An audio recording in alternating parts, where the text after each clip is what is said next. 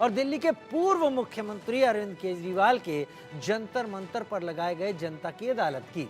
2011 में जिस जंतर मंतर से भ्रष्टाचार के खिलाफ जन आंदोलन की शुरुआत हुई और आम आदमी पार्टी की उपज भी इसी जन आंदोलन से हुई, 2013 में आम आदमी पार्टी ने दिल्ली में पहली बार सरकार बनाई। आज उसी जंतर मंतर पर केजरीवाल ने जनता की अदालत को संबोधित किया और अगले चुनाव में फिर से आम आदमी पार्टी के लिए समर्थन मांगा। पिछले कुछ दिनों में दिल्ली की आप सरकार में काफी उथल पुथल रही है। केजरीवाल जेल से जमानत पर निकले और अचानक सीएम पद से इस्तीफा दे दिया, फिर आतिशी सीएम बनी, लेकिन आम आदमी पार्टी के तमाम नेता इस बात को बताने से नहीं भूले कि अगली बार केजरीवाल को फिर से दिल्ली का सीएम बनाना है। केजरीवाल ने जनता की अदालत में खुद को कट्टर ईमानदार बताया, भ्रष्टाचार के आरोपों को बीजेपी की साजिश बताया, साथ ही संघ प्रमुख मोहन भागवत से बीजेपी को लेकर कई सवाल भी पूछ डाले।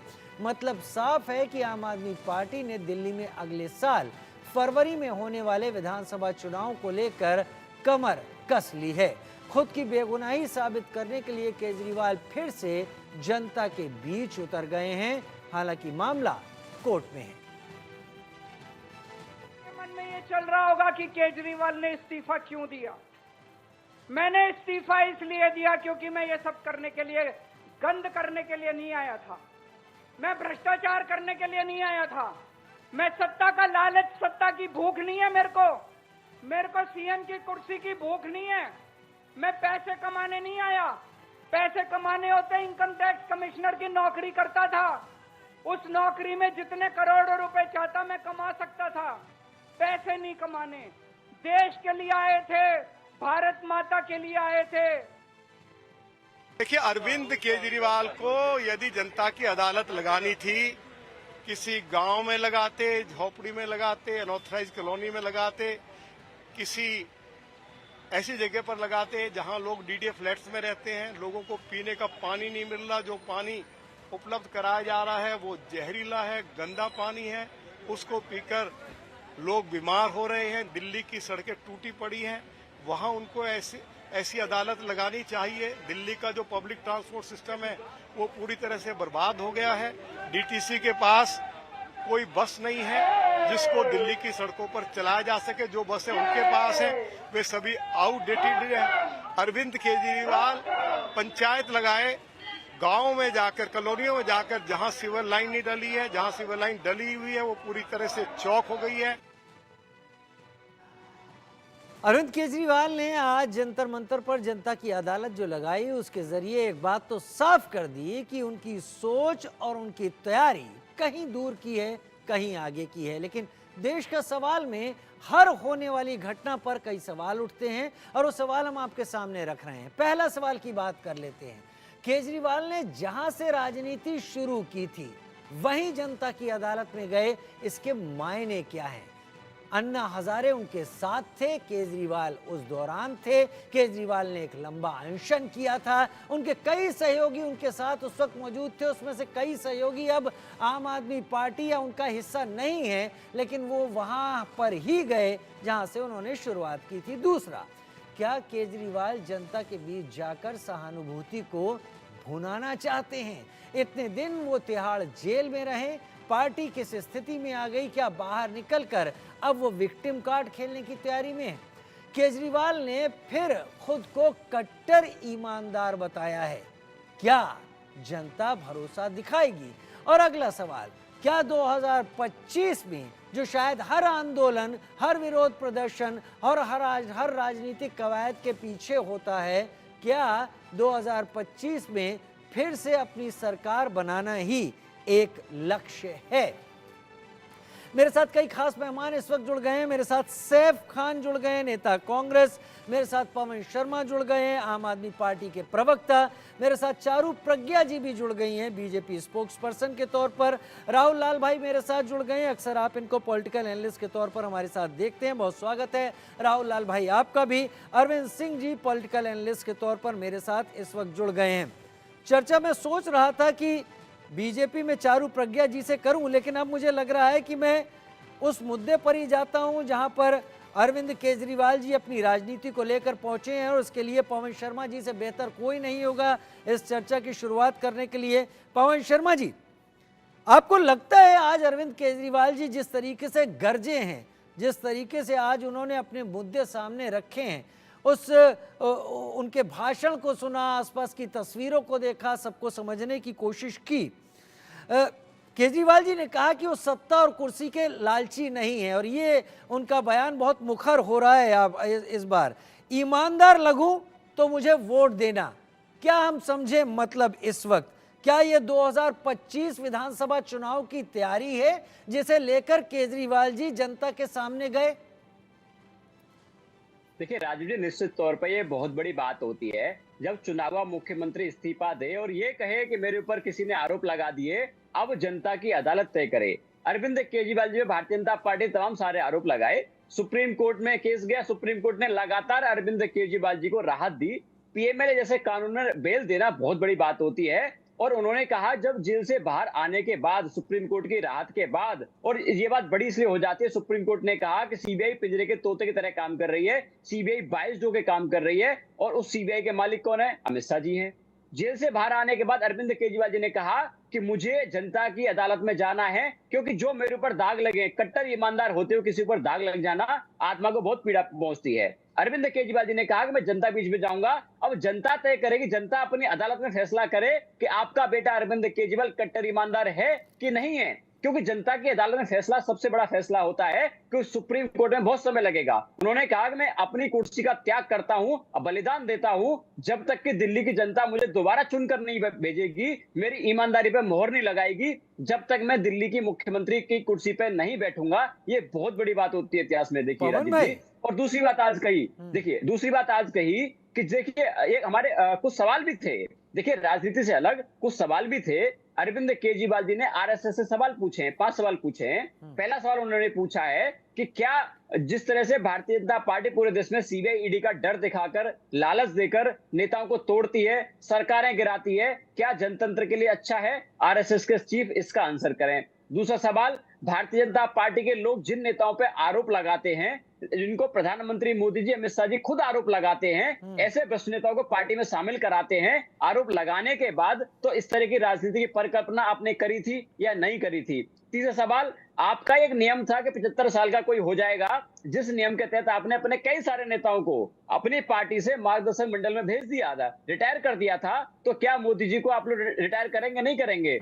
और देखिए जिस तरह की बातें, जिस तरह से भारतीय जनता पार्टी शासन कर रही है, उसके ऊपर क्या आरएसएस का मानना है कि क्या अपनी विचारधारा से आरएसएस कंट्रोल करना चाहती है? बस ये सारी आपने जो बातें इतनी बोली ना, ये अब बहुत प्रचारित हो चुकी है। अरविंद केजरीवाल जी कोई गली कोने के नेता नहीं है, वो देश के नेता हैं और जब वो कुछ कहते हैं तो बहुत जल्दी लोगों तक पहुंचता है। लेकिन आपने अभी 2 बातें बोली, मैं बहुत छोटा सा आपका रिएक्शन चाहूंगा। एक तो आपने ये बोला कि उन्होंने आगे बढ़कर इस्तीफा दे दिया। मेरा पहला सवाल, अब तक इस्तीफे से क्यों वो हट रहे थे, क्यों वो कह रहे थे मैं जेल से सरकार चलाऊंगा? दूसरा सवाल, आपने कहा कि ईमानदारी की बात है, जनता उन्हें चुनेगी फिर लाएगी। लोकसभा चुनाव में क्या जनता कहीं और की थी? देखिए पहली बात तो ये है, भारतीय जनता पार्टी के तमाम सारे नेता अरविंद केजरीवाल जी को पद से हटाने के लिए लगातार कोर्ट गए। कोर्ट ने क्या कहा, इनके मुंह पे तमाचा मारा कि अरविंद केजरीवाल जी को उनके पद से नहीं हटा सकते, मतलब कोई मजबूरी नहीं थी। और आप अभी मेरे सवाल के जवाब पर नहीं आ रहे पवन भाई, आप मेरे सवाल के जवाब में नहीं आ रहे हैं। अब तक उन्होंने कहा था मैं जेल से सरकार जवाब है आपका। हाँ, आपके सवाल का जवाब थोड़ा बड़ा है, मैं उसी पे आ रहा हूँ जी। देखिए कोई मजबूरी नहीं थी, इस्तीफा दिया और इस्तीफा इसलिए दिया, कोई मजबूरी नहीं थी, वाकई कोई मजबूरी नहीं। नहीं, देखिए मजबूरी क्या होती है, कोर्ट ने लगातार भाजपा के नेताओं को कहा कि नहीं हम हटा नहीं सकते, भाजपा लगातार कहती रही हटाओ इनको, हटाओ इनको। चलिए कट शॉर्ट करते हैं। आप कहते हैं जनता बताएगी मैं ईमानदार हूं कि नहीं हूं। लोकसभा चुनाव में यही दिल्ली की जनता थी, आपकी पार्टी तब भी संघर्ष कर रही थी और कह रही थी सब गलत हो रहा है, तब कौन सी जनता ने वोट किया था आपके खिलाफ? देखिए तो क्या इसका मतलब ये नहीं कि दिल्ली की जनता तय करेगी? अब अरविंद केजरीवाल जी कह रहे हैं कि दिल्ली की जनता तय करे कि आपका बेटा कट्टर ईमानदार है कि नहीं है। तो भारतीय जनता पार्टी इसका भी हमारा विरोध कर रही है। तो इनको ऐसा लगता है कि दिल्ली में आज ये चुनाव हारने वाले हैं, इन्होंने अपनी हार पहले ही स्वीकार कर ली है। जनता से भारतीय जनता पार्टी को डर लग रहा है। अरे जनता सबसे बड़ी है, जो जनता फैसला करे। ठीक है पवन भाई, ठीक है पवन भाई, आपको पूरा पवन भाई पूरा मौका दे दिया। कम से कम अब आपको ऐतराज नहीं होगा कि मेन मुद्दे पर मैंने आपको शुरुआत में संपूर्ण सवालों के साथ पूरा मौका नहीं दिया। आगे भी आपको मौका मिलेगा पवन भाई। लेकिन अब चारू प्रज्ञा जी, मैं आपका रुख कर लेता हूं।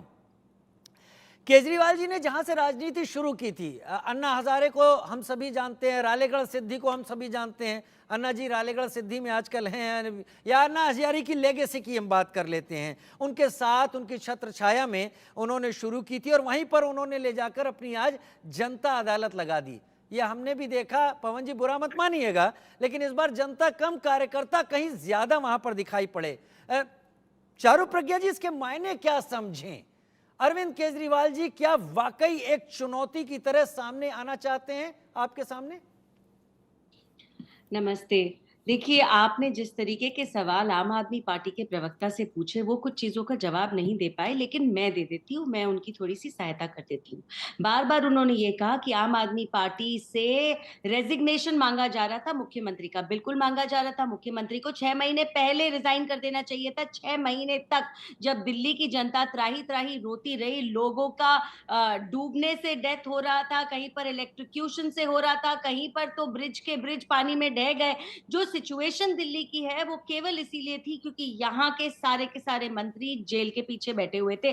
तब तो आपने रिजाइन किया नहीं। अच्छा, बाहर आने के बाद जब आप ये कह रहे हैं कि हमने तब रिजाइन नहीं किया, देखिए हमारा बड़प्पन, तो अब आप रिजाइन करके क्यों दिखा रहे हैं? ये पॉलिटिकल ड्रामा करते हैं, एक के बाद एक नए-नए ड्रामा करते हैं। मैं तो इनफैक्ट सजेस्ट करूंगी आने वाले समय में जब तक दिल्ली के चुनाव नहीं हो जाते, सब अपने घर में पॉपकॉर्न का स्टॉक अच्छा लाकर रखें, क्योंकि अभी ये ड्रामे ज्यादा बढ़ने वाले हैं।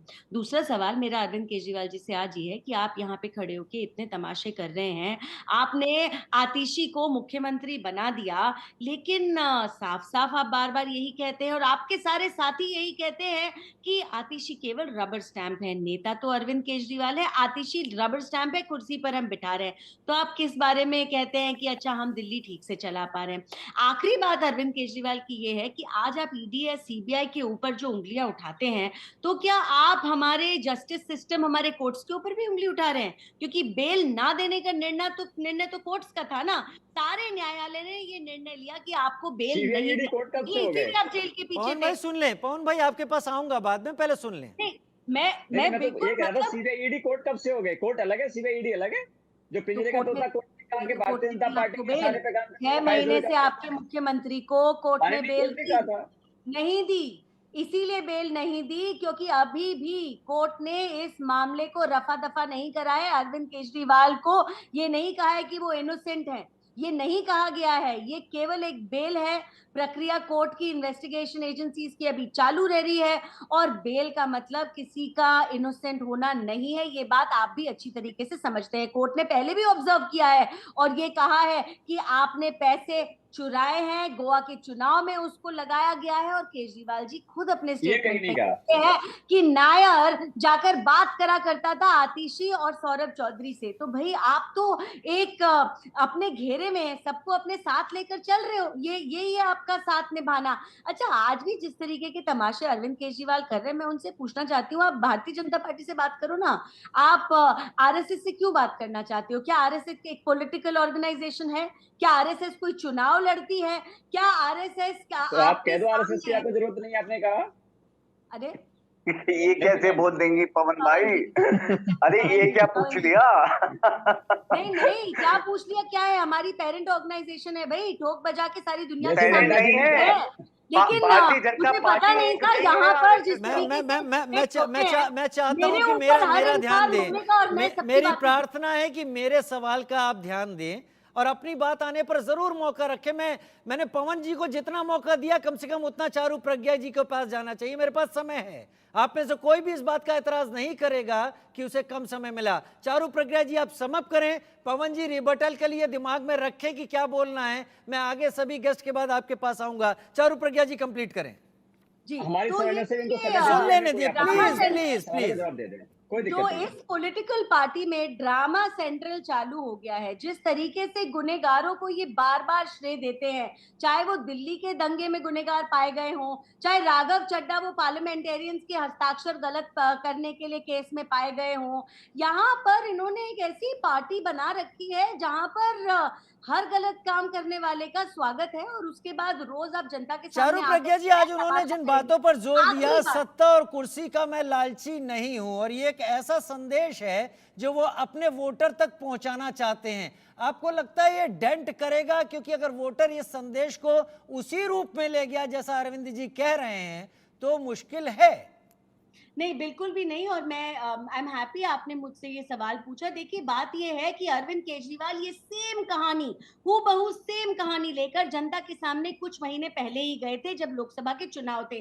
तब भी वो बेल पर बाहर थे, अब भी वो बेल पर बाहर है। और ये सारी कहानी सुनने के बाद दिल्ली की जनता ने दिल्ली की एक भी सीट अरविंद ठीक है। केजरीवाल या उनकी साथी पार्टी को नहीं दी। ठीक है। गठबंधन होने के बावजूद सातों की सातों सीटें भारतीय जनता पार्टी जीत कर आई ठीक है। है, लेकिन उनके बयान बता रहे हैं कि वो चौका लगाने की तैयारी में आ चुके हैं और अरविंद केजरीवाल अब इस जनता की अदालत से फ्रंट फुट अरे पर कहाँ खेलने से की चौका तैयारी में है। लगाएंगे? अमनतुल्ला खान, राघव ठीक है, चड्ढा, वो जैन, वो संजय आम आदमी सिंह, पार्टी ताहिर कर रही है। हुसैन, मतलब ये आपका वर्जन है, वो आम आदमी पार्टी कर रही है। लेकिन मैं अब रुख करूंगा, मेरे साथ सैफ खान जुड़े हुए हैं नेता कांग्रेस के तौर पर। सैफ भाई, केजरीवाल एक मंझे हुए राजनीतिज्ञ हो चुके हैं। वे ये केजरीवाल वो केजरीवाल नहीं है जो काफी साल पहले जो राजनीति वो कर रहे थे, वो मंझे हुए राजनीतिज्ञ हैं। इस्तीफा उनका जो है, जो उन्होंने अपने को हटाकर आतिशी जी को आगे किया है, आपका क्या असेसमेंट है दिल्ली में कांग्रेस के रूप में? क्या ये आम आदमी पार्टी के लिए एक संकट लाएगा या 2025 के लिए एक बड़ा मौका लाएगा? और ऐसी हालत में कांग्रेस जो दिल्ली में 15 साल शीला दीक्षित जी के स्वर्णिम काल के, मैं स्वर्णिम इसलिए कहता हूं, शीला दीक्षित जी का नाम सभी पार्टी अक्रॉस पार्टी बड़े आदर के साथ लेते हैं, उनके काम को लेते हैं, क्या ये आपके लिए चुनौती होगा? देखिए, सबसे पहली चीज जो है, जो आपने अभी ये सवाल पूछा स्पेसिफिकली अरविंद केजरीवाल जी की तरफ के लिए, कि उन्होंने ये रिजाइन किया, उसके ऊपर क्या प्रभाव पड़ेगा। देखिए, मैं हमारी as an Indian national Congress, ये आम आदमी पार्टी अलग अपनी पार्टी है, वो अपनी डिसीजंस ले सकती है भाई। उनको अपना जो भी फेस रखना है सामने, वो जो है रख सकती है, और जो है अपना अपना पॉलिटिकल कैंपेन उसी के लिहाज से चला सकती है। मगर देखने की बात जो है, इस वक्त ये देखने में जरूर ये आया कि जब अरविंद केजरीवाल में हिम्मत तो हुई कि रिजाइन करने की। अब भाई, हिंडनबर्ग की रिपोर्ट के बाद तो हमने पीएम साहब को जो रिजाइन करते हुए नहीं देखा।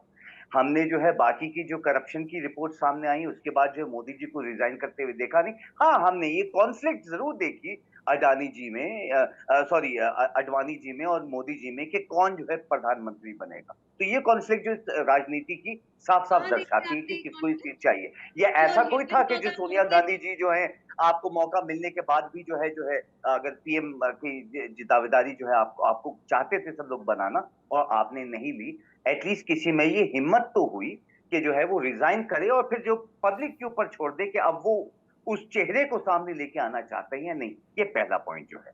दूसरा पॉइंट जो है, अभी बहुत सारी बात जो है सब चीजों से रिलेटेड हुई, सीबीआई और ईडी की बात हुई, तो ये बिल्कुल देश में जो है सामने आंकड़े आ चुके हैं। 95% के करीब जो है सिर्फ और सिर्फ विपक्ष को जो है घेरा गया, और जिन पे करप्शन के चार्जेस थे, क्योंकि मोदी जी को करप्शन जो है वो बुरा नहीं लगता। मैं लौटाता हूं सैफ भाई, मैं आपको लौटाता हूं सवाल पर। सैफ भाई, मैं आपको लौटाता हूं। नहीं, मैं आप बोलिएगा, मैं आपको सवाल पे लौटाता हूं।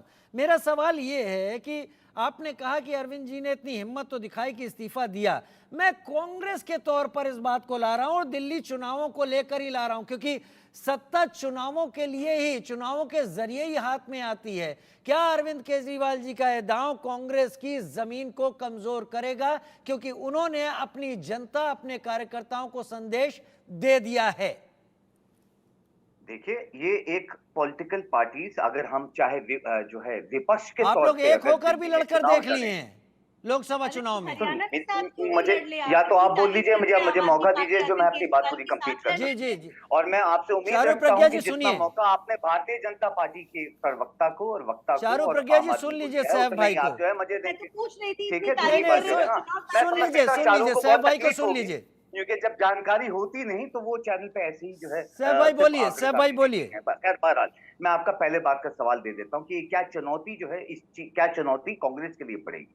तो साहब हम विकास के ऊपर जो है चुनाव लड़ते आ रहे थे और आज भी अगर दिल्ली में चुनाव लड़ेंगे तो विकास पे लड़ेंगे जो हमारे काम है, चाहे वो हम सीएनजी हमने बसेस का इंट्रोड्यूस करवाया हो या इंफ्रास्ट्रक्चर या रोड्स या ब्रिजेस की डेवलपमेंट करवाई हो, जो शीला दीक्षित जी के टाइम का टेन्योर का आप जो याद दिला रहे थे, तो वो हमारा विकास था और हम उसी के ऊपर ही लड़ाई लड़ेंगे। हम जो है इसको कम्युनल वॉयलेंसेस के ऊपर नहीं करेंगे। पिछले दिल्ली में जो है 30 साल में जो है सबसे ज्यादा भयंकर जो अगर दंगा हुए तो उसके भी जो भारतीय जनता पार्टी के लोग जो है सामने निकल के आए और जजेस जो चाहते थे उन पे एक्शन करवाना, ये चारों की बात का जवाब दे रहा हूँ।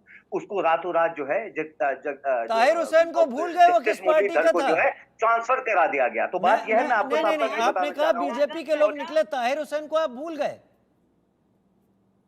नहीं, आप कह रहे हैं कि ताहिर हुसैन के ऊपर स्पेसिफिकली बात को, मैं ताहिर के ऊपर बात आने से पहले जो है पहले ये बता दूं आपको जो है कि अब आज जो आपके चैनल पे बात हो रही है कि आरएसएस को क्यों जो है घेर रहे हैं या फिर जो है भारतीय जनता पार्टी अपने आप को अलग अगर दिखा रही है, तो मैं ये सामने आपको जो पिछली तस्वीर ले आता हूं। जो दर्शक इस वक्त ये कार्यक्रम आपके देख रहे हैं वो ये जान लें कि आरएसएस कब बनी थी और मुस्लिम लीग कब बनी थी। ये अंग्रेजों के टाइम पे ही बनी थी और इसलिए बनी थी कि लोग जो है डिवाइड और रूल किए जा सके, इसलिए मुस्लिम लीग जो है वो पाकिस्तान चले गई और दुर्भाग्यपूर्ण हमारे देश में जो है आरएसएस रह गया, जिसकी 55 देशों में ऑफिसेज हैं और 55 सालों तक जो है हमारे देश का झंडा जो है वो आज तक नहीं लहराया था नागपुर के ऑफिस में। तो सबसे पहले तो ये अपनी ही नीतियों को जो क्रश कर रहे हैं भाई। 55 साल के बाद झंडा क्यों लगा लिया जब आपके गोलवालकर जी, जब आपके सावरकर जी जो हैं जो वो सैफ भाई फिर झंडा मुद्दे लेना पर आए, चाहते थे। गोलवालकर और नहीं, मैं तो बता रहा हूँ हेडगेवार आपको, जी। देखिए नहीं मैं नहीं, आपको एक एक करके आप आगे बढ़ते चले। अब प्लीज। आप दिल्ली पर केंद्रित हो जाएं, मैं अरविंद केजरीवाल जी की इस स्पीच के बाद बात कर रहा हूं। खैर आगे आपको भी और मौका दूंगा, राहुल लाल मेरे साथ जुड़े हुए हैं और अरविंद सिंह जी भी मेरे साथ जुड़े हुए हैं, फिर मैं वैसे ही सीक्वेंस में लौटूंगा। राहुल भाई, क्या आपको लगता है, आप विस्तार से बताएं और मैं आपको पूरा सुनूंगा, उतना ही वक्त आपको भी जितना मैंने बाकी सहयोगियों को दिया है। क्या आपको लगता है कि अरविंद जी एक विक्टिम कार्ड खेल रहे हैं और अपनी जनता तक पहुंचने की कोशिश कर रहे हैं, क्योंकि समय 5 से 6 महीने का बचा रह गया है?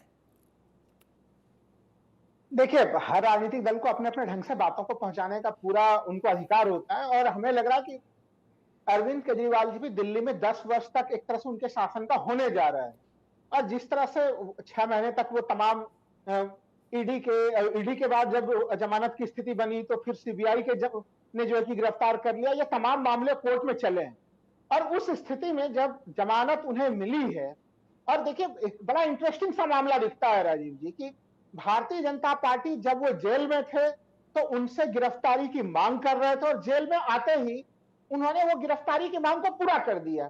तो कहीं ना कहीं एक तो पहला उन्होंने सवाल ये किया कि भारतीय जनता पार्टी को निरुत्तर करने का प्रयास किया। दूसरा चीज की स्पष्ट है कि कोई भी नेता जब इस प्रकार के मामले में जेल में होता है, सिंपैथी फैक्टर उनके साथ होता है और उस सिंपैथी फैक्टर को एक एनर्जी के साथ वो जनता के बीच में ले जाने का प्रयास कर रहे हैं।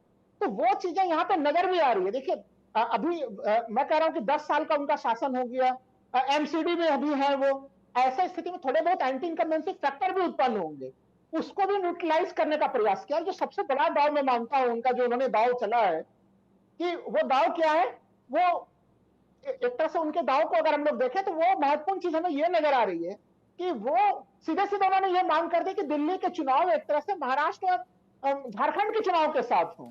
देखिए इस समय देश 1 नेशन 1 इलेक्शन की बात हो रही है, रिपोर्ट की बात हो रही है, तो अगर केंद्र सरकार के ऊपर उन्होंने ये भी चीजें छोड़ दी और हमें नहीं लग रहा कि इलेक्शन कमीशन अभी जो है कि इन चुनाव को फरवरी से पहले कराने वाला है, तो ये इस बीच में जो ये समय जो 5 महीने का समय है वो आम आदमी पार्टी के पास पूरा मौका होगा कि वो बीजेपी के ऊपर बिल्कुल हमलावर रहे और वो हमला करे। चूंकि देखिए हरियाणा और महाराष्ट्र के चुनाव वो लगातार साथ हो रहे थे, लेकिन वो चुनाव जो पहले साथ हो रहे थे वो चुनाव भी इस बार साथ नहीं हुआ है राजीव जी, वो भी अलग अलग हुए हैं। तो 1 नेशन 1 इलेक्शन जरूर कागजों पे दिखाया जा रहा है, लेकिन क्या वो रियल में हम लोगों को दिखाई दे रहा है? कश्मीर का चुनाव ही ले लीजिए, वो सुप्रीम कोर्ट का पहले का ही निर्णय था राजीव जी कि 30 सितंबर तक में सुप्रीम कोर्ट वो ने कहा था कि उनका चुनाव करा लिया जाना है। वो चाहते तो लोकसभा चुनाव के साथ भी करा सकते थे, फिर भी नहीं कराया गया जी। तो मैं एक फाइनली चीज कहूंगा कि ये कहीं न कहीं जनता से जुड़ने का, जनता से संवाद करने का उन्होंने फुल एनर्जी के साथ, क्योंकि देखिए कार्यकर्ताओं में जो अभी ऊर्जा बनी हुई है, उस ऊर्जा को आगे कैसे बनाए रखा जाए, वो उन चीजों को लेकर चल रहा है और बीजेपी को कहीं कहीं निरुत्तर भी कर रहे हैं। तो जो आपका सवाल है कि दिल्ली के मामले में कहीं कहीं उन्होंने अपने इस नए रणनीति से भारतीय जनता पार्टी को बेचैन किया है। क्या आम आदमी पार्टी राहुल जी इस दबाव में तो नहीं जी रही है? इस सारे अरविंद जी का जो आज भाषण था, अरविंद जी का संबोधन था, इस दबाव में तो नहीं जी रही है कि पिछले लोकसभा चुनाव में आम आदमी पार्टी ने जो उम्मीद की थी वो उम्मीद कहीं से काबू में नहीं आई और उनको एक बड़ी मात खानी पड़ी, एक बड़ा वोट बैंक उनका छिटक गया, उसे भी वापस लाना है, कैडर को भी एकजुट करना है? राजीव जी देखिए, काफी अच्छा सवाल है। बीजेपी के लोग लगातार जब से वो बाहर आए हैं जमानत पे, तब से बीजेपी के लोग सवाल पूछ रहे हैं कि अब वो कौन सा नया जनता के बीच में रायशुमारी के लिए जा रहे हैं। कुछ महीना पहले तो जनता ने रायशुमारी कर दी है, लेकिन देखिए हम लोगों को देखना पड़ेगा कि 2015 में भी दिल्ली में सातों के सातों सीटें भारतीय जनता पार्टी जीती, 2019 में भी वो सभी सीटें जो है कि बीजेपी जीती, लेकिन 2019 में और 20 में भी फिर हम लोगों ने देखा कि आम आदमी पार्टी ने बड़ी मजबूती से वापसी की। सही तो कह आम आदमी पार्टी को पता है कि लोकसभा चुनाव अलग होती है, दिल्ली की जनता अलग वोटिंग करती है और विधानसभा चुनाव में अलग वोटिंग करती है। तो इसलिए वो जो जवाब वो दे रहे हैं कि कुछ महीना पहले उत्तर मिला है, वो लोकसभा चुनाव थे, अब ये विधानसभा चुनाव की तैयारी है राजीव जी। और मुझे लग रहा है कि आम आदमी पार्टी इसको लेके काफी बेहद गंभीर है। खाली एक आखिरी पंक्ति में कहूंगा, दिल्ली में विधानसभा के अगर पिछले 6 विधानसभा चुनाव के नतीजे देखें तो भारतीय जनता पार्टी का वोट शेयर अच्छा रहा है, 31 से 36, 37, 38% का वोट शेयर रहा है उनके पास, लेकिन उनके पास अभी भी दिल्ली में चेहरा नहीं है जो अरविंद केजरीवाल को चुनौती दे सके। बहुत सही, वाकई जहां तक अरविंद केजरीवाल की बात है, इससे मैं आपके सहमत हूं। अब तक वो चेहरा नहीं है जो चेहरा अरविंद केजरीवाल के बराबर दिल्ली की राजनीति में खड़ा होता दिखाई पड़े। अरविंद सिंह जी पॉलिटिकल एनालिस्ट के तौर पर मेरे साथ जुड़े हुए हैं, आपका भी रुख ले लेता हूं।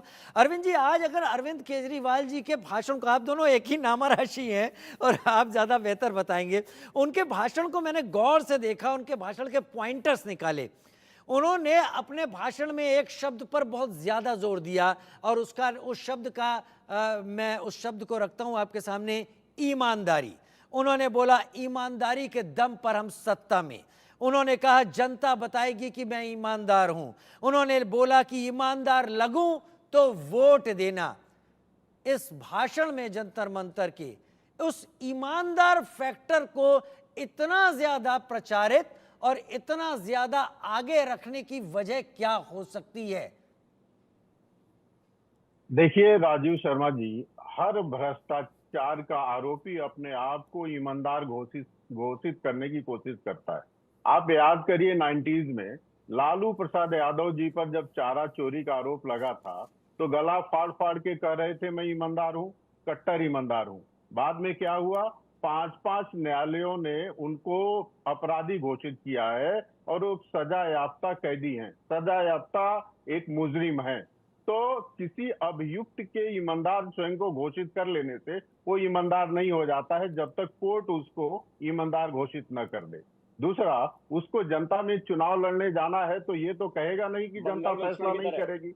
अरविंद केजरीवाल जी 2 वादे कर रहे हैं, आपने देखा होगा, 2 घोषणा करते हैं बार बार। एक तो कहते हैं कि गलत तरीके से फंसाया गया है, इसको लोअर कोर्ट से लेके और इस देश के सर्वोच्च न्यायालय तक ने खारिज कर दिया है, क्योंकि अभिषेक मनु सिंघवी हर कोर्ट में गए हैं और कहे हैं केस ही गलत है, लेकिन सारे कोर्ट्स ने माना, चाहे लोअर कोर्ट हो या सुप्रीम कोर्ट हो, कि केस चलने के लिए पर्याप्त आधार है और केस चल रहा है। इसलिए कहना गलत है कि उनको गलत तरीके से फंसाया गया है। दूसरी बात, लोकसभा चुनाव में उन्होंने कहा था जेल या बेल, इस बात पर दिल्ली का चुनाव हो रहा है। उन्होंने स्वयं कहा था, किसी और पार्टी ने नहीं कहा था कि दिल्ली के लोकसभा का चुनाव ये क्लियर करेंगे कि अरविंद केजरीवाल ईमानदार हैं या नहीं है। अरविंद केजरीवाल ने स्वयं कहा था और एक टीवी इंटरव्यू में बैठकर उन्होंने लिख कर दिया था कि 7 की 7 सीटें आम आदमी पार्टी जीतेंगी।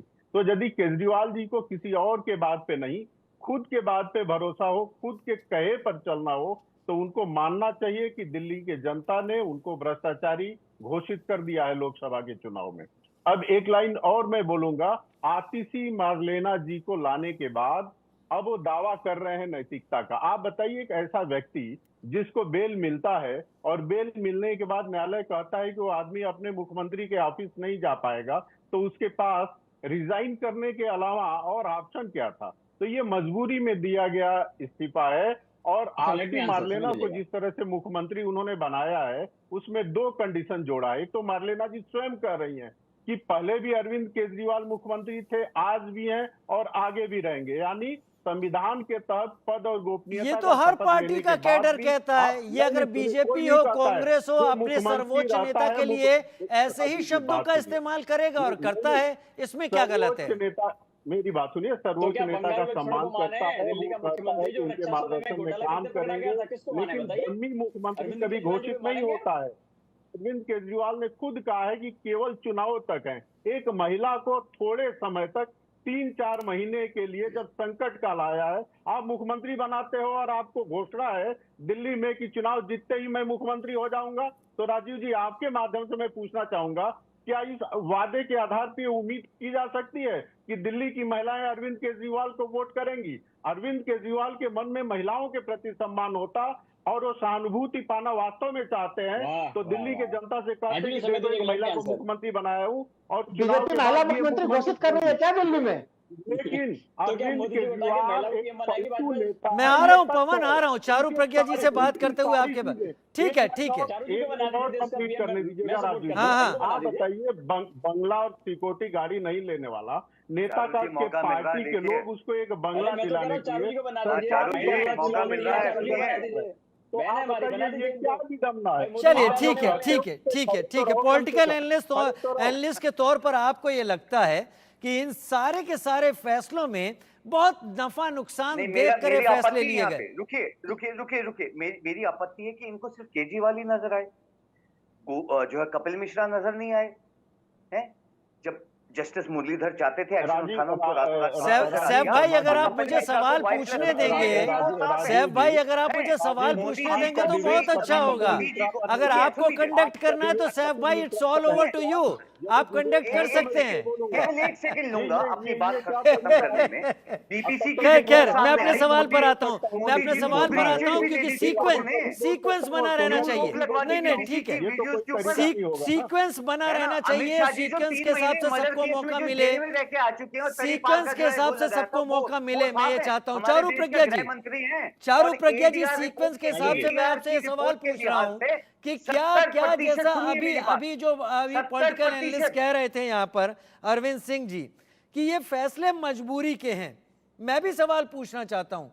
आतिशी जी को आगे अगर बढ़ाया गया है, बहुत अच्छी बात है।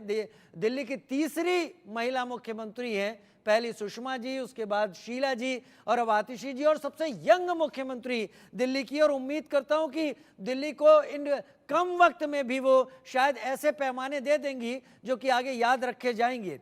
लेकिन फिर स्वाति मालीवाल पे इतनी खामोशी क्यों, ये भी सवाल उठता है। अच्छा, ये बताइए चारू प्रज्ञा जी, क्या ये फैसले आपको मजबूरी में लिए गए लगते हैं?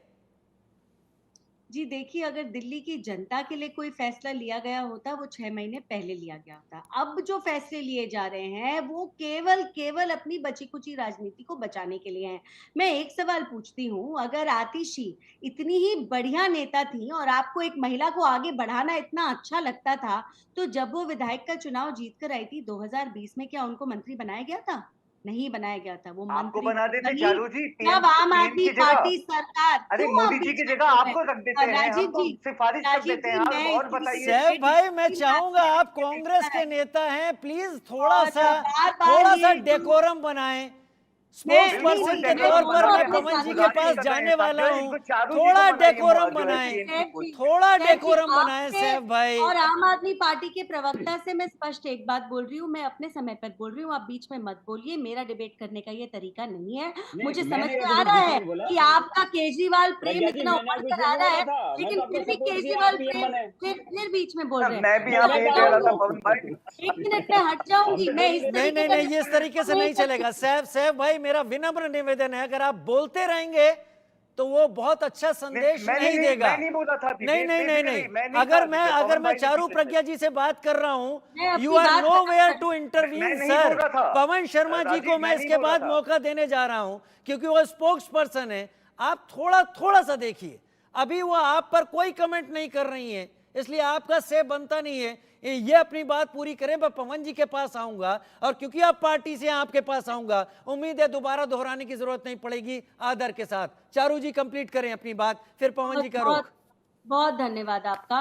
बात यह है, मैं फिर से यही पूछूंगी, अगर आतिशी इतनी अच्छी नेता थी और आपको महिलाओं को आगे बढ़ाना इतना ही पसंद था, तो क्यों नहीं बनाया उनको मंत्री जब वो चुनाव जीत कर आई? मजबूरन उनको मंत्री तब आपने बनाया जब आपके के सारे मंत्री सत्येंद्र जैन, मनीष सिसोदिया, सारे के सारे जेल में पहुंच चुके थे और आपके पास और कोई ऑप्शन नहीं बचा था। ये आपकी सच्चाई है। और आज भी आतिशी सबके सामने आकर अब भरत जैसी बातें कर रही हैं, तुलना अरविंद केजरीवाल अपनी माता सीता से कर रहे हैं। तो ये किस तरीके की बातें हैं? देखिए, जो आज अपने आप को मुख्यमंत्री बताना चाह रहे हैं, डी फैक्टो वो ना अपने कार्यालय जा सकते, ना वो कोई निर्णय ले सकते, ना किसी फाइल पे साइन कर सकते। मुझे बताओ, ऐसा मुख्यमंत्री कैसा मुख्यमंत्री? और सैफ जी से मैं पूछना चाहूंगी, टीवी पे तो आपके लिए बहुत प्यार आप दिखा रहे हैं अरविंद केजरीवाल जी के लिए, ये प्यार हरियाणा चुनाव के समय कहाँ चला गया था? कहाँ गई आपकी साठगांठ और दोस्ती? क्योंकि इसी दोस्ती के साथ जब आपने लोकसभा के चुनाव लड़े थे, आप सारे के सारे हारे। ठीक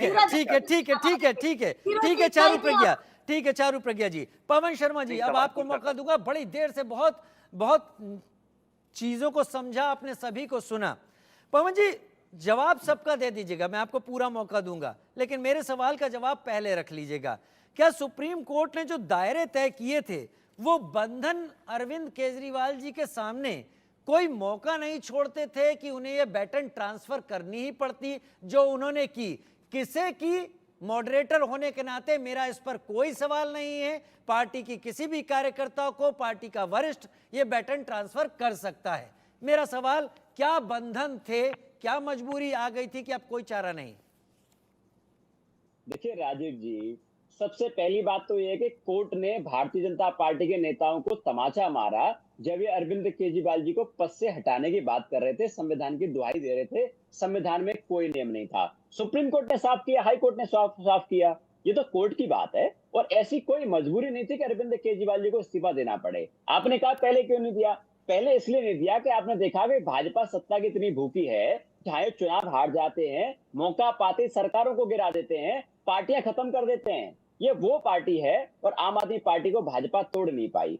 और रही बात इसकी राजनीति की, भारतीय जनता पार्टी को लगता है कि अरविंद केजरीवाल जी कह रहे हैं कि मैं जनता के बीच में जाऊंगा, जनता तय करे, कि जनता अपना वोट से तय करे कि आपका बेटा अरविंद केजरीवाल कट्टर ईमानदार है कि नहीं है। तो जनता की अदालत में जाने का जो फैसला है, भाजपा को लगता है कि वो राजनीति है, तो राजनीति ये भी कर लें, उसके आनंद ये भी ले लें। भाई इनकी भी कई सारे राज्यों में सरकार है, कई मुख्यमंत्री प्रधानमंत्री इनके भी हैं। भाई आज ये इस्तीफा दे दें तो भाजपा के लोग कहेंगे 15 लाख रुपए दिए हो तो हमको वोट दे दो या मत दो। ये कहेंगे 20 करोड़ युवाओं को रोजगार दिए हो, वोट दे दो मत दो। ये कहेंगे महंगाई कम कर दियो। तमाम सारे ऐसे मुद्दे जो भारतीय जनता पार्टी के लोग जिन्होंने वादा किया था उसके नाम पर इस्तीफा दे दें, वोट मांग लें, भाई जनता बीच में चले जाएं। तो भाजपा की ऐसी हिम्मत नहीं है कि ये कह सके कि जनता बीच हम जा रहे हैं। रही बात आरोपों की, तो सुप्रीम कोर्ट में केस चल रहा है।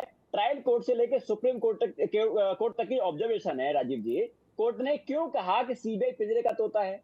कोर्ट ने क्यों कहा कि सीबीआई 22 जो काम कर रही है? अरे भाई साहब, दिल्ली हाई कोर्ट ने कहा है कि पर्याप्त साक्ष्य है। दिल्ली हाई कोर्ट का सुप्रीम कोर्ट के ऑर्डर से इनको बोले शांत रहेंगे। मैं नहीं बोला। आपने दिल्ली हाई कोर्ट का देखा है या नहीं देखा है? भाई दिल्ली हाई कोर्ट ने क्या कहा? जो रक्षा सौदे में दलाली खाते पकड़े गए, ऐसे लोगों से हमको बात नहीं करनी। मैं अपनी पूरी बात कर लूं, फिर अपनी बात कर लेंगे लोग। देखिए, हमको उस पार्टी से हमको ज्ञान नहीं लेना जो अंग्रेजों से पेंशन लेते थे, अंग्रेजों की मुखबिरी करते थे, जो रक्षा सौदे में जिसका राष्ट्रीय अध्यक्ष दलाली करते पकड़ा गया था, उसको सजा हुई थी, जेल हुई थी, तो वो पार्टी ज्ञान ना दे। और वो पार्टी जिसको कि पाकिस्तान के आए थे राहुल कंवल, ठीक है राहुल कंवल, मैं हल्का करता हूँ। राहुल कंवल, क्या ये लड़ाई अब दिल्ली में बहुत तीखी होने वाली है? क्योंकि शुरुआत आज अरविंद केजरीवाल कर चुके हैं। देखिए, आम आदमी पार्टी काफी हाई पिच पे जाने वाली है। मैंने पहले ही कहा कि आम आदमी पार्टी को भारतीय जनता पार्टी क्या समझ रही थी कि भारतीय जनता पार्टी के पास लग रहा था कि वो कहीं कहीं वो बैकफुट पे रहेगी आम आदमी पार्टी। लेकिन आम आदमी पार्टी ने आज एक तरह से जंतर मंतर का मैदान चुनकर अपने आप को दिल्ली के राजनीति में फ्रंट फुट पे रख लिया है। लेकिन तब जनता थी, अब कार्यकर्ता थे। बड़ा अच्छा सवाल पूछा राजीव जी। आपको 2015 का चुनाव अगर देखें, बहुत सारे राजनीतिक विश्लेषकों ने या पूरे दुनिया भर में जो दिल्ली के चुनाव के बारे में लिखा गया, कि देश में वो एक तरह से पहला इलेक्शन था, छोटे स्तर पर ही सही, दिल्ली छोटी जगह है, कि जहां पे जनता जो है वो कार्यकर्ता के रूप में ही नजर आ रही थी और 70 में से 67 सीटें आ गई थी। 15 के संदर्भ में मैं बात कर रहा हूं कि वो बिल्कुल एक अलग प्रकार की चीजें थी और वही कारण था कि दिल्ली में वो रिकॉर्ड भी बना था। तो देखिए, कार्यकर्ता भी अंतर जनता ही है, वो दिल्ली के ही लोग हैं, लेकिन अभी जो बैटल है वो बैटल मुख्य रूप से क्या चीज है, जो मैं पिछले खंड में कह रहा था। आज बताइए कि आम आदमी पार्टी ने पहले ही घोषणा करके कि अरविंद केजरीवाल मुख्यमंत्री नहीं बनेंगे, मनीष सिसोदिया मुख्यमंत्री नहीं बनेंगे, उसके अतिरिक्त कोई मुख्यमंत्री बनेगा, और उन्होंने तीसरा चेहरा भी दे दिया दिल्ली को। और जो मैं कह रहा था कि भारतीय जनता पार्टी एक चेहरा नहीं दे पा रही है, वोट प्रतिशत है लेकिन उनके पास दिल्ली में कोई बड़ा कद का चेहरा नहीं है, इसकी कमी वो कैसे पूरा करेगी? ये चारू प्रज्ञा कोई चेहरा नहीं है और आप लोग लड़ने की सोच रहे हैं। अगर अरविंद केजरीवाल सामने होंगे तो आपके पास बराबरी करने के लिए दिल्ली में कोई दूसरा चेहरा नहीं है। जी, बार बार जो सारा सवाल चेहरे पर लेकर आ जाते हैं, मुझे एक बात बताइए, आज के समय में भी हमारे देश में कुछ प्रदेशों को छोड़ के सब जगह भारतीय जनता पार्टी की सरकार है। अरे चुनाव चिन्ह के ऊपर चुनाव लड़ा जाता है, जरूरी नहीं है चेहरा हो, हमारे राष्ट्रीय नेताओं के चेहरे हैं, दिल्ली के नेताओं के चेहरे हैं। जब कांग्रेस अपना उम्मीदवार घोषित नहीं करती तब सवाल ये है कि जिस पार्टी में हो ही एक इंसान, वो उसका चेहरा आगे रख के लड़ते हैं। राहुल कंवर के सवाल पर गौर करें। कांग्रेस का अगर चेहरा नहीं आता तो आप सवाल उठाते हैं। सैफ भाई मुस्कुरा रहे हैं। सैफ भाई ये बताइए इस सवाल के जवाब के साथ कि दिल्ली में आम आदमी पार्टी ने तो अपने को ईमानदार का लेबल दे दिया, बीजेपी ने ये कह दिया कि आम आदमी पार्टी के जो अब तक के किस्से कारनामे रहे अब बीजेपी को जगह मिलनी चाहिए। कांग्रेस कैसे, कहां, किस स्तर पर टक्कर देगी, काट कहां से निकालेगी? क्योंकि 5 महीने का वक्त आपके पास भी है। बिल्कुल जी, जाहिर सी बात है, as an Indian national Congress में पहले भी आपका ये जवाब दे चुका हूं कि हम जो है विकास के ऊपर ही इलेक्शन लड़ते हैं और अपने विकास जो काम किए हैं उसी के ऊपर ही हमारा चुनाव का रहता है और हमेशा जो है रहेगा। सब भाई को भाइयों की तरीके से लेके चलना, ये जिम्मेदारी जो है इंडियन नेशनल कांग्रेस की है और विकास को स्तर पे पहुंचाना, जहां जैसे हम पहुंचा रहे थे दिल्ली का जो है, हमारी वही उसी के ऊपर वही स्ट्रैटेजी रहेगी और उसी के ऊपर ही जो है हम अपने वोट को जो है मांगेंगे दिल्ली में। दिल्ली की जनता से जो ये अनुरोध करेंगे कि हमारे विकास के ऊपर जो है हमें जो है वोट किया जाए। रही बात जो है आपके चैनल पे अभी ये पूछने वालों की, तो खैर जाहिर सी बात है इस वक्त जो है किसकी जब ये पूछा गया कि कौन सा चेहरा है, जो अभी मेरी बात हो रही थी आप में जो इस चैनल के ऊपर जो है, इस चेहरा के ऊपर जो है इलेक्शन लड़ने वाले आज जो है ये कह रहे हैं कि हम तो चुनावी चिन्ह के ऊपर जो चुनाव लड़ते हैं। तो कहने का मकसद ये है कि देखिए साफ साफ सी बात ये है कि हमारे जो दर्शक हैं वो इस वक्त देखिए साफ साफ समझ रहे हैं कि भारतीय जनता पार्टी ये सिर्फ जो है दूसरी पार्टी पे क्या कीचड़, और वैसे भी 2014 की अगर बात करूं आपको तो ये कीचड़ ही तो फेंक के आए थे इंडियन नेशनल कांग्रेस के ऊपर जो है कि आपने ये नहीं किया, भ्रष्टाचार किया, ये किया। एडीआर की रिपोर्ट देख लीजिए साहब, जो है 70% से ज्यादा क्रिमिनल्स भारतीय जनता पार्टी के सांसद में भरे पड़े हैं। ये एडीआर की रिपोर्ट कह रही। करप्शन इंडेक्स का देखिए, इंडिया का करप्शन जो है वो बढ़ चुका है। ये करप्शन इंडेक्स का इस वक्त जो आंकड़ा बता रहा है, इस वक्त अगर हालात आप ये देखें, देश में सबसे ज्यादा दंगे जो है रिकॉर्ड किए गए, इन 5 सालों में 4,500 दंगे जो है भारतीय जनता पार्टी के टेन्योर में रिकॉर्ड किए गए। तो सच्चाई होती है साहब, जो है सच्चाई को मैं देखिए ऐसा है। सैफ कांग्रेस के नेता हैं और वो अपनी बात रख रहे हैं और मेरे दर्शक तय करेंगे कि किसने अपनी बात को खींच के रखा है, किसने अपनी बात को गलत बोला है। एडीआर की रिपोर्ट का हवाला दिया और कंप्यूटर में भी नहीं हूं कि एक साथ उनके सारे फैक्ट सामने रखूं, लेकिन अगर रिपोर्ट का हवाला दे रहे हैं तो उसी पर मैं आपकी काट चाहूंगा। वर्तमान राजनीति दिल्ली की आखिर कहां जाती हुई आपको दिख रही है, जब एक पार्टी ने तय कर लिया है कि ईमानदारी का सिंबल अब उसके पास है, जनता उसे ईमानदारी पर ही तौलेगी? देखिए राजीव जी, कौन सत्ता में आएगा और कौन नहीं आएगा ये जनता तय करेगी, और कौन अपराधी है कौन नहीं है ये न्यायालय तय करेगा, कोई नेता नहीं तय कर सकता है।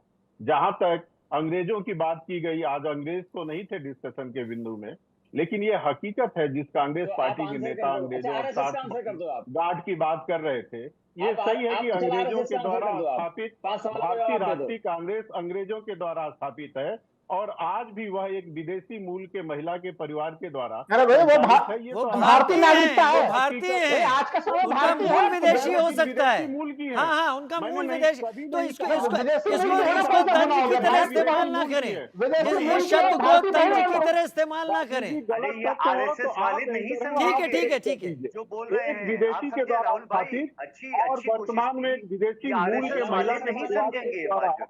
संचालित ना भाजपा पार्टी है, ही तो दूसरे पे आरोप लगाने के पहले खुद के गिरेबान में झांकना चाहिए, नंबर एक।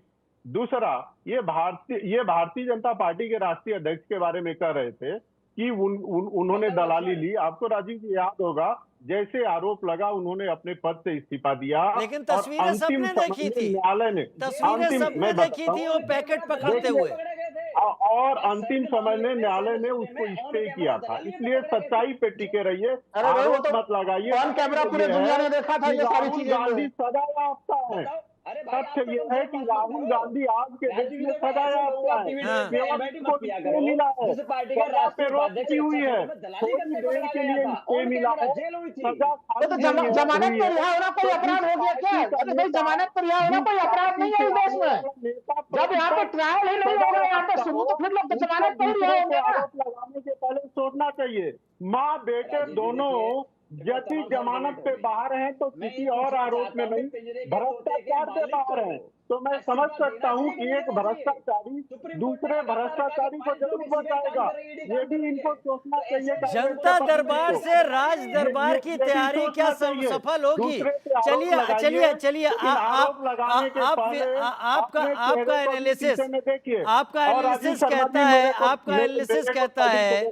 आपका एनालिसिस कहता है कि ये चीजें काम नहीं करेंगी, लेकिन मेरा सवाल ये संक्षेप में, जनता दरबार लगाकर क्या राज दरबार तक आम आदमी पार्टी चली जाएगी? देखिए, भ्रष्टाचार के आरोप लगने के बाद और जिस तरह से दिल्ली हाई कोर्ट ने कहा है कि भ्रष्टाचार जो हुआ है उसके पर्याप्त तथ्य दिखते हैं और ये फर्जी केस पवन शर्मा नहीं जी, है। पवन शर्मा जी, सुप्रीम कोर्ट ने कभी नहीं कहा ठीक है, पवन शर्मा सुप्रीम जी, कोर्ट ने कभी नहीं कहा। सुप्रीम कोर्ट ने केवल ये कहा है कि बेल पाना अधिकार जनता भावनाओं पर जाती है अक्सर, मैंने देखा है। पवन शर्मा जी, पवन शर्मा जी, पवन शर्मा जी, पवन शर्मा जी बोले पवन भाई। भ्रष्टाचार के आरोपी को दिल्ली की जनता आशीर्वाद देगी। होमवर्क करके आए। भाजपा की समस्या यही है कि पढ़ के नहीं आते। ये सुप्रीम कोर्ट का ऑर्डर देखा नहीं इन्होंने, 60 पेज का ऑर्डर है, पढ़ लें, सुप्रीम कोर्ट की टिप्पणी पढ़ लें। सुप्रीम कोर्ट ने कहीं नहीं कहा है कि केजरीवाल साहब पूरी अरे भाई, जस्टिस भैया तो बहुत बढ़िया स्पष्ट करनी थी। आप बताइए मैंने क्या गलत कहा? मैंने क्या गलत? सुप्रीम कोर्ट है, झूठ बोलते हैं, संविधान है। मैं सुप्रीम कोर्ट के कहे गए किसी भी वक्तव्य पर आप लोगों की बातचीत को ऑथेंटिक नहीं तब तक रखूंगा जब तक मैं भी ना देख लूं जस्टिस भुइयां ने क्या कहा क्या नहीं कहा। ये आरोप प्रत्यारोप हो सकते हैं। पवन जी के पास लास्ट कमेंट, माफी के साथ पवन जी के पास लास्ट कमेंट। पवन जी, ईमानदारी का शब्द आम आदमी पार्टी क्या अगले 5 महीनों में दिल्ली की हर विधानसभा में लेकर जाने वाली है? और क्या जो कुछ भी पिछले कुछ दिनों में शराब नीति घोटाला मामले में हुआ उसे जनता के सामने रखने वाली है? देखिए राजीव जी, अब दिल्ली का चुनाव कट्टर ईमानदार वर्सेस महाभ्रष्ट पार्टी के बीच में होगा, जो दिल्ली की जनता तय करेगी। और देखिए, जनादेश का जो मामला होता है, लोकतंत्र में जनता का जनादेश सबसे बड़ा होता है, वोट की ताकत सबसे बड़ी होती है। सुप्रीम कोर्ट में तो आज तक एक पैसे का सबूत नहीं मिला। सुप्रीम कोर्ट की टिप्पणियां देख लीजिए, सुप्रीम कोर्ट के ऑर्डर्स देख लीजिए। अरे ये भ्रष्टाचारी फटकार पड़ी है। और उसके बाद अरविंद केजरीवाल जी ने कहा कि मैं जनता तय करेगी, तो भारतीय जनता पार्टी बड़े आदर के साथ आप सभी के कमेंट्स के साथ मैं क्षमा चाहूंगा, समय नहीं है, लेकिन एक बात तय है, मैं उम्मीद कर रहा हूं अगले 5-6 महीनों के अंदर ऐसे आरोप और इस तरीके की बयानबाजियां एक नहीं 1000 देखने को मिलेंगी। लेकिन बड़ी बात तब होगी जब जनता उन आरोपों को अपने दिल में स्वीकार करके जगह देती दिखे, क्योंकि जिसकी भी बातों को